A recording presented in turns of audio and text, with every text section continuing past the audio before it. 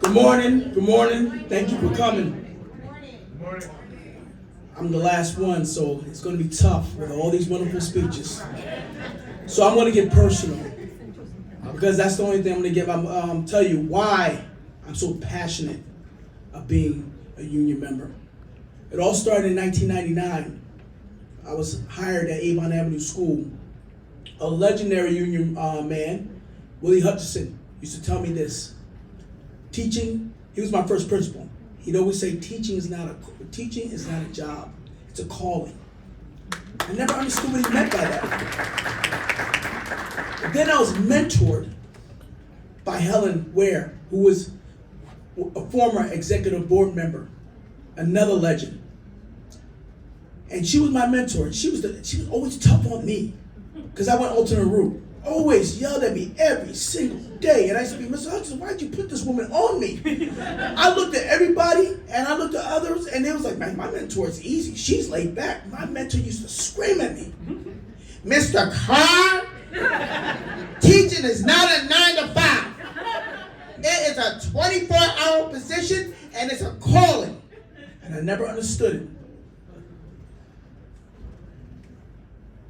I didn't start realizing until I hit rock bottom.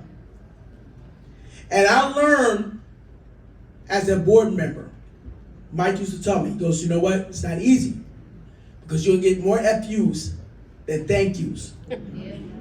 So I never said thank you to the union.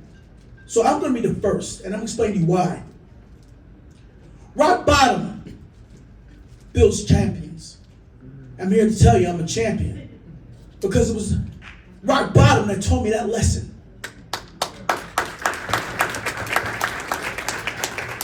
I can tell my members, and I'm not ashamed to tell you because I'm proud to tell you. In 2010, I battled alcoholism.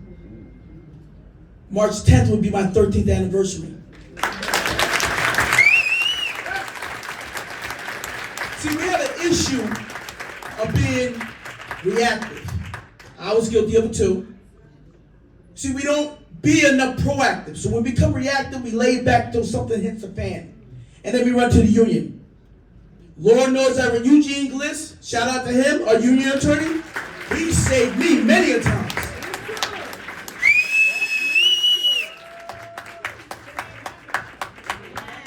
But when I hit rock bottom, I didn't know who to turn to. And again, it was the union saving me again. Her name was Roz Samuels. She said, did you know you could take a family medical leave of absence to battle your alcoholism? I didn't know that. I had no clue. Her, the president, all did my paperwork. I was sent to do detox in Fort Lauderdale, Florida. Then I did rehab 35 days at Hollywood, Florida. Came back because I was thinking about how I got kids. Now that I'm sober, how do I get this together? They said, call Human Resources. Human Resources called me. I said, you got 3 checks. Go pick them up so you can pay your bills. Because when I was in Florida, Florida was like the pill capital of the United States. So I was surrounded more by drug addicts than alcoholics.